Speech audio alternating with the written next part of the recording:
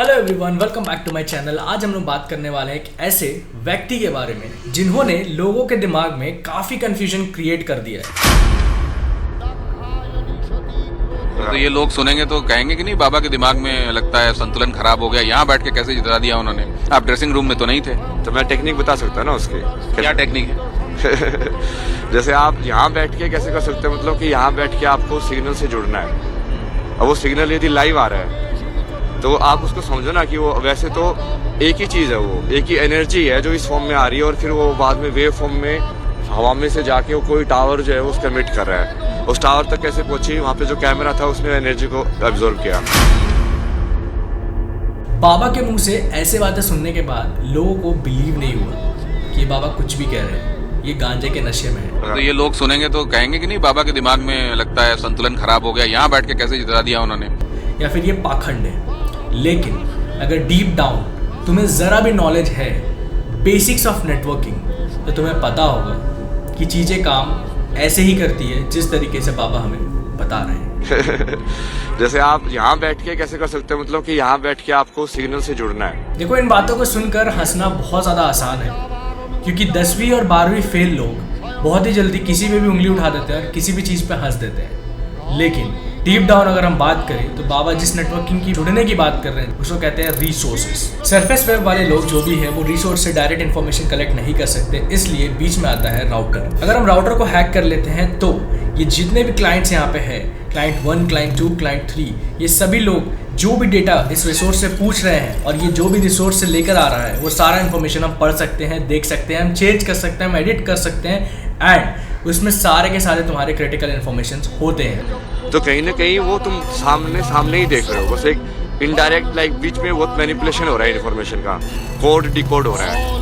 क्या है, ये कैमरा उसके एक फॉर्म में कोड करेगा, फिर ये टावर उसका अलग फॉर्म में डिकोड करेगा, फिर वो अलग कोड करेगा, डिकोड करेगा। और जैसे हमने आंखें जैसे उस चीज़ को देखती हैं वो वैसे ही है, बट बीच में स्टेप्स डाल दिए। तो आंखें जब देखते हैं तो आमने सामने जैसे इंसान जो है ना वो समझ कर सकता है। देखो, ये सारी जो बातें हैं ना, ये कुछ लोग समझ पाते हैं, कुछ लोग नहीं समझ पाते, अपने अपने बुद्धि की क्षमता के अनुसार। लेकिन जिस तरीके से बाबा जी को ट्रोल किया जा रहा है उनके स्टेटमेंट पे, क्या ये सही है या फिर बाबा जी के बात पे सच में कोई वैलिड पॉइंट है? जब सब कुछ प्रूव कर दोगा, मैं जो सारी शक्तियां ले लूंगा, तब मानोगे तुम लोग। फिर मानने का मतलब ही क्या है? फिर तो तुम सबको सुदर्शन से काट दूंगा। कुछ भी सुदर्शन से निकट हो गए तो त्रिशूल से काट दूंगा, महादेव त्रिशूल भी दे दोगे मेरे को। हर एक जो स्टफ्स ये बोल रहे हैं इंटरनेट पे आकर, मैं इन सभी से अग्री नहीं करता, लेकिन मैं ये भी नहीं मानता कि उनका सारा का सारा स्टेटमेंट गलत है। अब देखो, इनको IIT बाबा का टैग कैसे मिला और इनके बारे आगे बात करने से पहले थोड़ा इनको जान लेते हैं। He was born and raised in Haryana, schooling इनका दिल्ली से हुआ है and institute of technology Bombay यानी IIT बॉम्बे से इन्होंने अपना bachelor degree and masters degree दोनों किया है। बैचलर इन्होंने किया है एरोस्पेस इंजीनियरिंग में एंड मास्टर्स इन्होंने किया है डिज़ाइन एंड विजुअल कम्युनिकेशंस पे। अब देखो, जितना बैकग्राउंड मैंने वेरीफाई किया है उसके हिसाब से मेरे को बाबा जी बेवकूफ़ तो नहीं लग रहे, लेकिन जिस तरीके का इनका इंटरव्यू होता है एंड जिस तरीके से ये मैनिपुलेट करते हैं सिचुएशन को, कभी कभी ना मुझे भी हर बात पे बिलीव करना थोड़ा सा मुश्किल लगता है। क्रिकेट देखते हैं आप? हाँ, देखा था मैंने बीच में, इनको थोड़ा बहुत ऐसे जिताया भी था, बट एक क्रिकेटर वही है थोड़ा। आप जिता देते हैं यहाँ बैठ के? हाँ, ये T20 वर्ल्ड कप में भी किया था ना मैंने समय में। ये जो स्टेटमेंट बाबा जी ने कहा है कि घर बैठे मैच जितवा दिए, हो सकता है कि कहीं ना कहीं ये मेटाफर हो, क्योंकि मेरी मानो तो ये बोलना कुछ और चाह रहे हैं, यहाँ पे दिखाना कुछ और चाह रहे हैं और जताना भी कुछ और चाह रहे हैं। Because as per my understanding हमारे जो स्पिरिचुअल लीडर्स हैं वो कहते हैं कि हर एक चीज एनर्जी है। वो इन्होंने सही कहा, और एनर्जी का इन्फ्लुएंस हो सकता है, बट ये तभी हो सकता है जब हम उस एनर्जी को सही तरीके से चैनलाइज करें। दोस्तों, जैसे हम लोग एक मंत्र को बोलते हैं और उसका एक वाइब्रेशन क्रिएट होता है, उसी तरीके से हर एक पर्टिकुलर चीजों का एक वाइब्रेशन होता है हर एक डायरेक्शन में। नॉर्थ, ईस्ट, साउथ, वेस्ट, हर एक डायरेक्शन में एक पर्टिकुलर वाइब्रेशन एंड फ्रीक्वेंसी होता है जिससे हम लोग चाहे तो कनेक्ट कर सकते हैं, उसको महसूस कर सकते हैं। एंड जब आप एक मंत्र को कंटिन्यूअसली चैंट करते हो तो उसके बाद जो उसका एक वाइब्रेशन क्रिएट होता है, उसका एक फ्रीक्वेंसी जो वेवलेंथ जो बनता है, उसके जनरेशन के थ्रू आप किसी भी फ्रीक्वेंसी के साथ कनेक्ट कर सकते हो। आई मीन पर्टिकुलरली उस मंत्र का जो फ्रीक्वेंसी होता है, जैसे कि गायत्री मंत्र जिसका हाईएस्ट फ्रीक्वेंसी होता है, उस फ्रीक्वेंसी से आप कनेक्ट करके उस मंत्र का पॉजिटिविटी या फिर नेगेटिविटी दोनों ले सकते हैं एंड उसी वाइब्रेशन का यूज करके आप कम्युनिकेट कर सकते हो विदाउट एनी फिजिकल टच। इसका एक जीता जाता एग्जाम्पल भी है, मैं तुम्हें वो दिखाना चाहूंगा अपने वीडियो पे। बट पहले ये जान लो कि ये सारे चीज किसी भी सिचुएशन पे पॉजिटिव इम्पैक्ट डाल सकता है, लेकिन क्या ये वहाँ के क्रिकेट के स्कोर बोर्ड तक पहुँच सकता है? इनको थोड़ा बहुत ऐसे जिताया भी था, बड़े क्रिकेटर वही है थोड़ा। आप जिता देते हो यहाँ बैठ के? हाँ।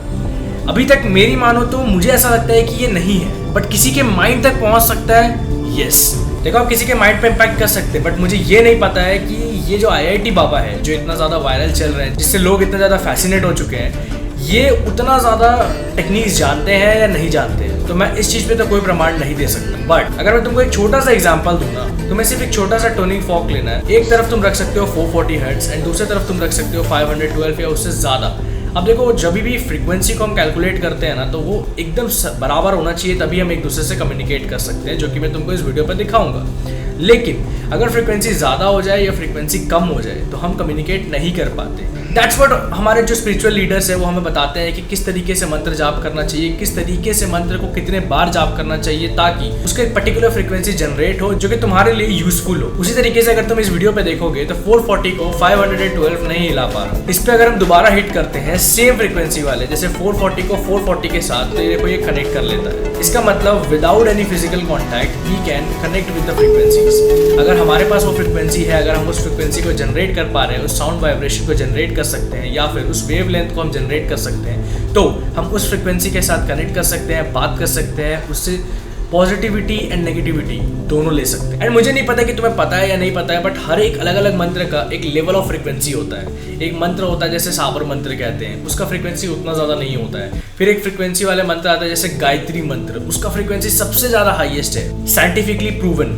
तो इसी तरीके से फ्रीक्वेंसी से बात करती है, फ्रीक्वेंसी से कनेक्ट करती है, बस हमें उसको सही तरीके से यूज़ करना आना चाहिए। खैर, that's it for the video guys. अगर तुम्हें ये वीडियो पसंद आया होगा और तुम यहाँ तक देख रहे हो ना, तो प्लीज़, मैंने बहुत मेहनत से ये वीडियो बनाया है, लाइक करो, शेयर करो, सब्सक्राइब करो एंड अपने दोस्तों के साथ शेयर करो। जितना ज़्यादा फ्रीक्वेंसी के साथ तुम इस वीडियो को सपोर्ट कर सकते हो, प्लीज़ सपोर्ट करो यार। एंड मिलते हैं मेरे नेक्स्ट वीडियो पे, तब तक के लिए चलो बाय। ভীত সন্ত্রস্ত করলেন ঘোরতর তিমির বর্ণাদি